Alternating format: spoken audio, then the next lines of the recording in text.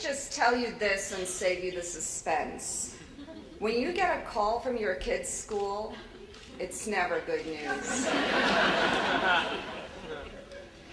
It's never, we were just talking about how you're the best mom in the whole school.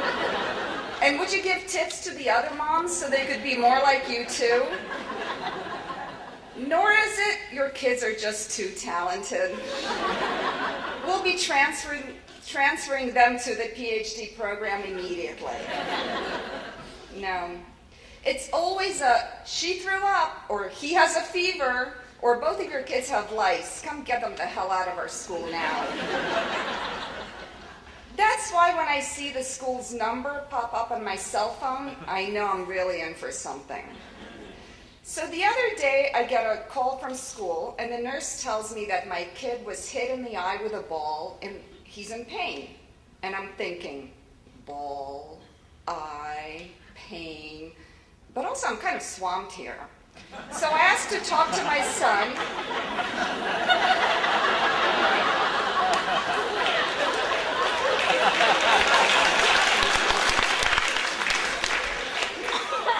I'm not an animal. I asked to talk to my son, and he says, yes, it hurts and also stings, although the stinging may be the same as the hurting, and it doesn't look like I'll be able to do much homework tonight. I tell him I'm busy, and that this isn't a good time for an injury, but that I'll try to reach his sister, and she can pick him up in about an hour. And he says, an hour? And I can sort of hear a gasp in the background. And I said, well, yes, an hour, maybe 57 minutes. What am I, some sort of professional time estimator now? Then we hang up and I resume my game of solitaire.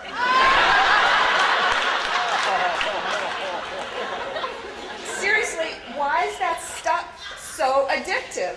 So stupid and yet so addictive. I mean, there's practically no strategy at all.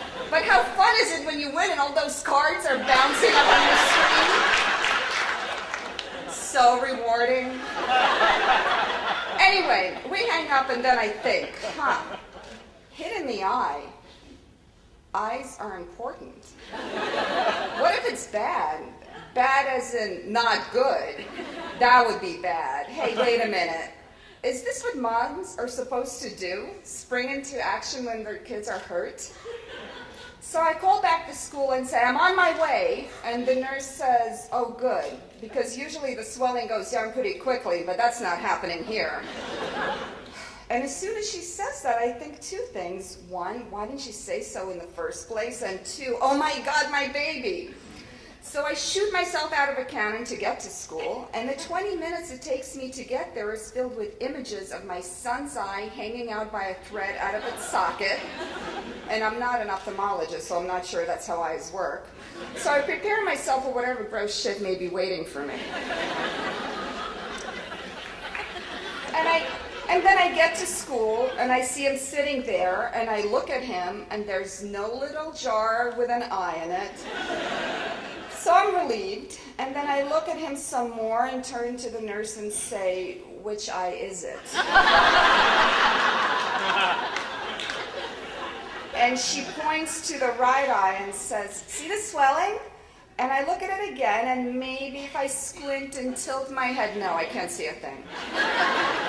So I'm relieved and happy that my son is okay, and I take him to the doctor just to have it checked out, and she does all these doctory things and says that I should keep an eye on him to make sure he's not passing out or throwing up or speaking in tongues or joining the GOP, and that he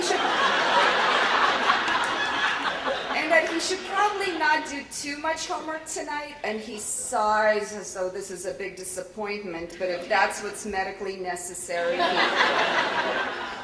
he's prepared to follow doctor's orders for health purposes only, of course. So all's well that ends well, and that particular day ended with my feeling very, very relieved, and my son feeling very, very like not doing his homework. But still, the whole incident just underscores my original point. Whenever the school calls, it's never good news. It's probably best to block the number.